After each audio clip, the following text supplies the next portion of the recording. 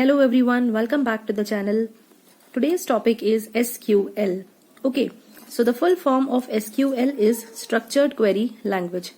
Okay, ये एक language है जो कि किसी भी रिलेशनल डेटाबेस के अंदर यूज की जाती है.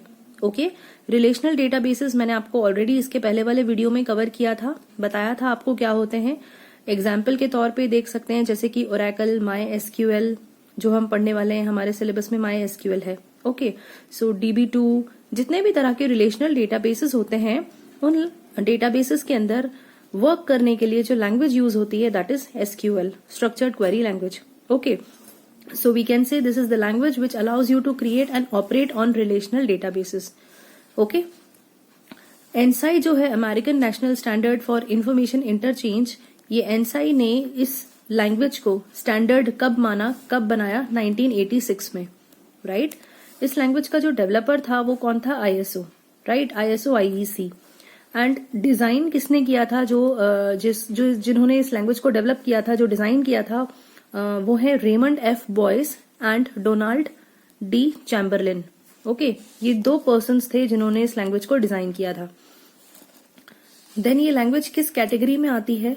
कुछ लैंग्वेजेस प्रोग्रामिंग लैंग्वेज की कैटेगरी में आती हैं. ओके, कुछ लैंग्वेजेस क्वेरी लैंग्वेजेस होती हैं जो कि डेटाबेस में काम करने के लिए यूज होती हैं. तो ये है SQL, ये एक क्वेरी लैंग्वेज है, ये क्वेरी लैंग्वेज की कैटेगरी में आती है. ओके, देन इसका जो स्टेबल रिलीज आया था, ओके, तो वो आया 2016 में. दैट मीन्स आज से करीब 3 से 4 साल पहले. ओके, 3 से 4 साल पहले इसका स्टेबल रिलीज आया था SQL का. That was in 2016. Okay, so I hope the introduction of SQL is clear कि SQL क्या है, किसने बनाया था एंड इसको क्यों यूज किया जाता है. बेसिकली ये एक क्वेरी लैंग्वेज है. Okay, now we have to see some points what SQL can do. Okay, SQL क्या क्या कर सकती है, उसका काम क्या है, SQL क्या क्या करती है. तो it can execute the queries against the databases.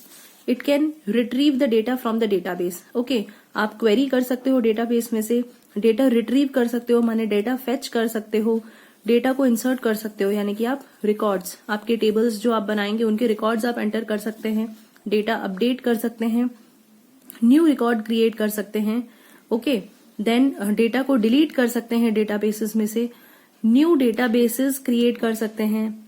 ठीक है, अब SQL के अंदर आप जो डेटा एंटर करते हो वो किस फॉर्म में होता है? टेबल्स के फॉर्म में. ओके, देन व्यूज के फॉर्म में, प्रोसीजर्स, स्टोर्ड प्रोसीजर्स के फॉर्म में.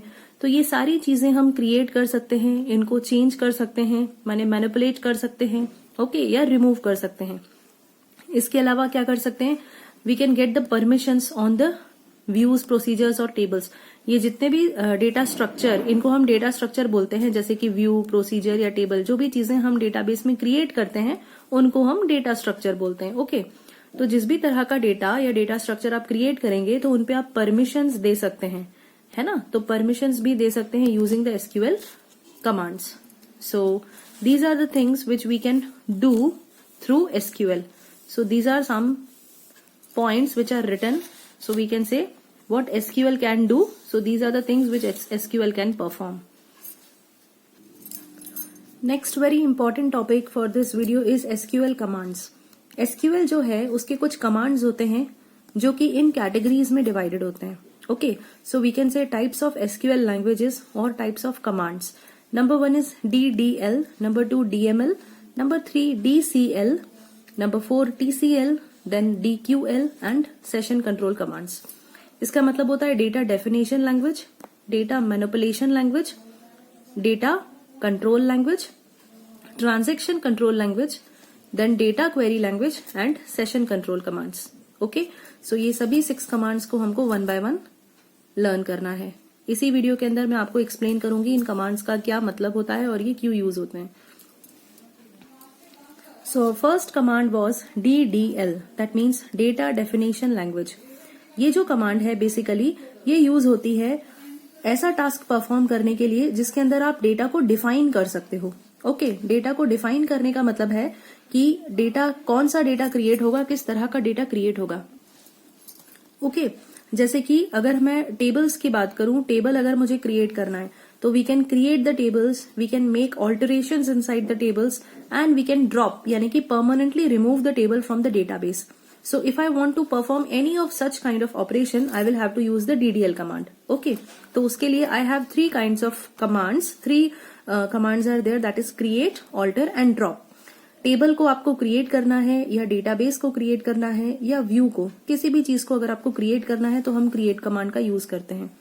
उसमें चेंजेस करना है तो उसके लिए हम ऑल्टर कमांड का यूज करते हैं, और उस चीज को परमानेंटली रिमूव करना है डेटाबेस में से तो उसके लिए आप ड्रॉप कमांड का यूज करते हैं.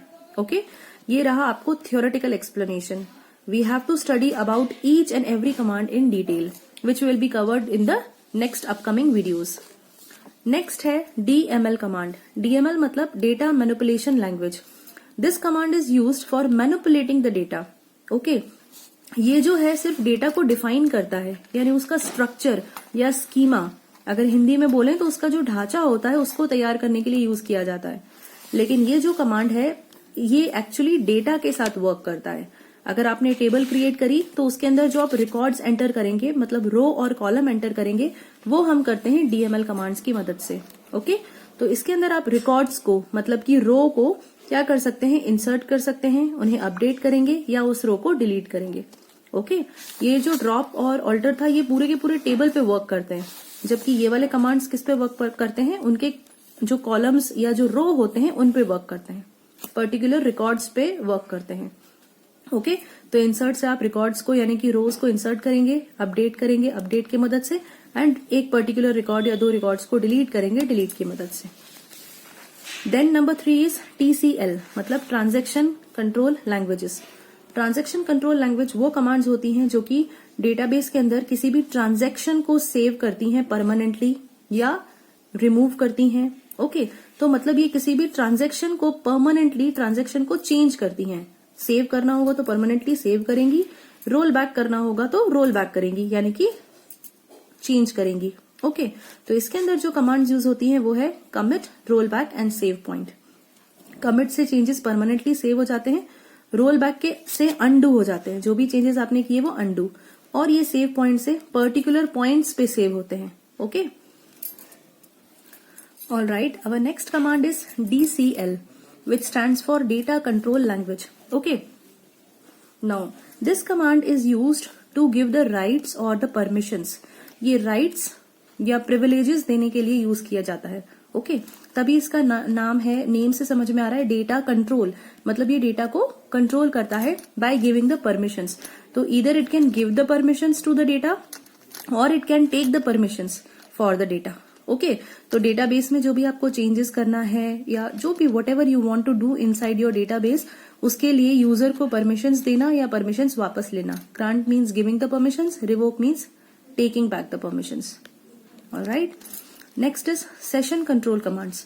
This is basically used to manage the properties of the users session. User ने लॉग इन किया और लॉग आउट किया, उस चीज को हम एक सेशन बोलते हैं. ओके, तो उस पर्टिकुलर सेशन में जो भी जो प्रॉपर्टीज मैनेज होती हैं वो होती हैं इस कमांड्स की मदद से. ओके, तो कुछ एक एग्जांपल्स हैं जो कमांड जिसमें यूज होते हैं. They are alter session, set role etcetera. Okay, and the last one is DQL.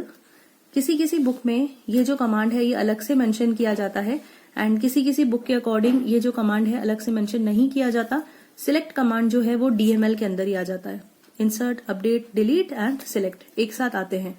So it depends upon the books. Main thing is what it is used for. Okay, so we can say it is used to fetch the records. Data को retrieve करने के लिए या fetch करने के लिए जो command use होती है वो है सिलेक्ट कमांड. ओके, सो जो भी आप डेटा को स्टोर करना है, सेव करना है, देन डिलीट करना है, जो भी चेंजेस करना है, उसके बाद जब हम डेटा को व्यू करते हैं, देखते हैं या फेच करते हैं, तो वो हम इस सिलेक्ट कमांड की मदद से करते हैं.